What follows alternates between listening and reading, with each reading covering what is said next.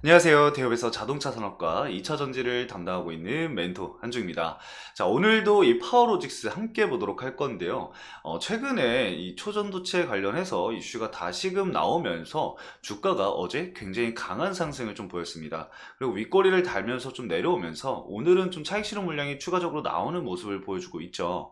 이 최근에 이제 이 초전도체 관련해서 이슈가 있을 때마다 부각을 좀 받았었는데 보통 이제 초전도체 하면은 이 신성 델타테크가 이제 대장주라는 생각이 많이 있기 때문에 파워로직스는 그보다 조금 좀 약한 흐름을 좀 보일 가능성이 굉장히 높았습니다.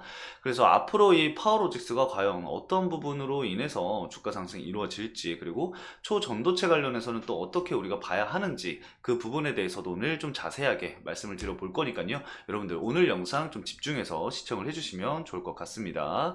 자, 그리고 파워로직스가 상장되어 있는 한 제가 끝까지 추적하고 분석해서 여러분들에게 전달해 드릴 예정이니까요.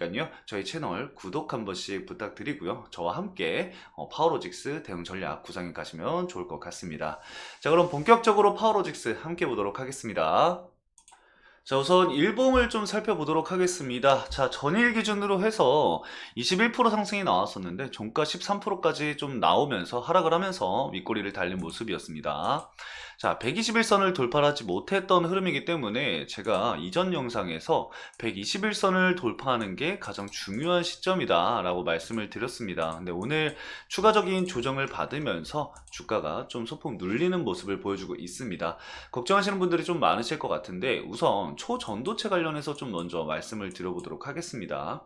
이 상온 상압 초전도체 후보 물질인 LK99죠. LK99.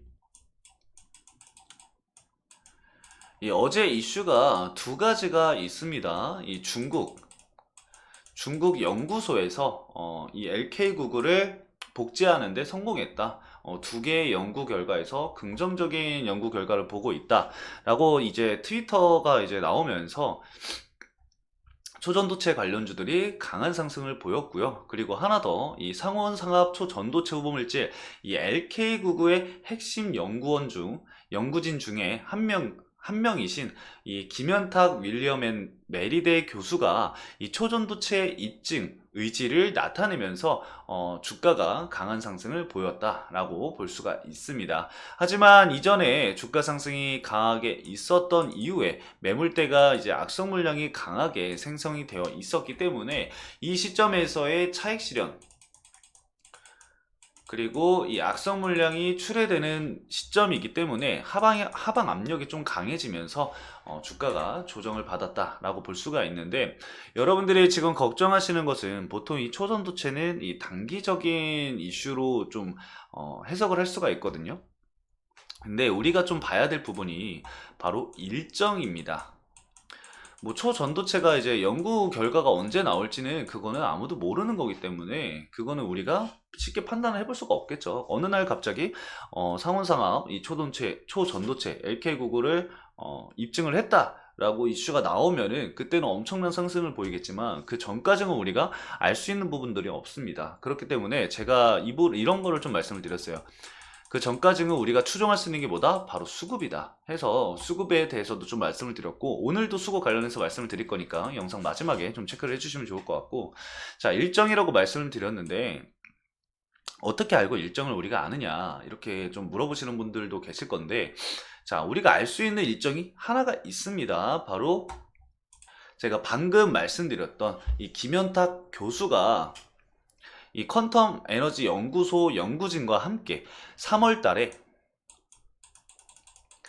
이 3월 4일 일정이 아예 정해져 있습니다. 3월 4일 미네소타에서 열리는 APS 학술 대회에서 이 초전도성을 실험한 결과를 발표할 계획입니다. 자, 그래서 이 결과가 뭐 긍정적으로 나오는지 부정적으로 나올지는 정확하게 저도 알 수는 없습니다. 하지만 이 3월 4일이라는 이슈가 정해져 있는 만큼 이 일정 전까지 계속해서 부각을 받을 가능성이 굉장히 높다라고 볼 수가 있습니다. 그래서 여러분들이 대응 전략을 구상을 하실 때는 이 3월 4일 일정을 꼭 체크를 해 주시면서 대응 전략을 가져가시는 것을 권장을 드린다라고 좀 말씀을 드려볼 수 있을 것 같습니다.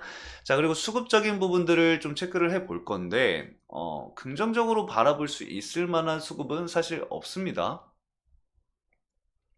왜냐? 이 단타 이슈이기 때문에, 단타성 테마이기 때문에 그런 이슈가 좀 꾸준히 들어오는 수급은 지금 당장은 없고, 크게 이제 자금이 들어오는 것도 없다라고 볼 수가 있습니다. 그리고 미래에셋 같은 경우가 지금 55만 7천 주로 굉장히 많은 물량을 현재 보유를 하고 있습니다.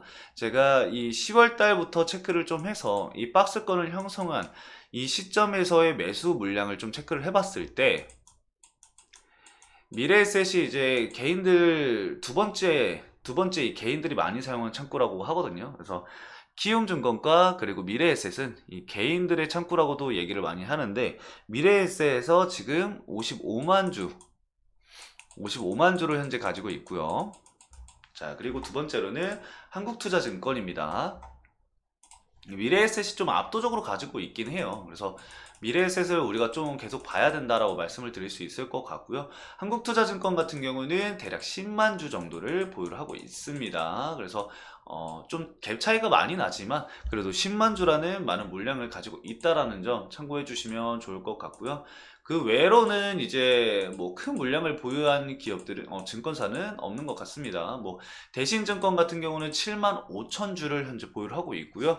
이 신한투자증권 같은 경우는 이틀 전에 이제 11만 5천 주를 보유를 하고 있었는데, 어제 주가 상승이 강하게 나온 시점에서 차익 실현 물량이 많이 나왔습니다. 그때 한 7만 주 정도가 나오면서 매도 물량이 나오면서 대략 3만 주 정도가 남았었는데, 오늘 추가적으로 매수세가 좀 유입이 되면서 8만 4천 주 정도를 보유를 하고 있습니다. 그래서 다른 데보다는 이 미래에셋과 그리고 한국투자증권 그리고 대신 신한투자증권까지만 체크를 해 주시되, 이 미래에셋과 한국투자증권의 계좌에서 매도 물량이 나온다? 그러면은 좀 주의가 필요하다. 하방 압력이 강해질 수 있다라고 여러분들 알고 계시면 될 것 같고요.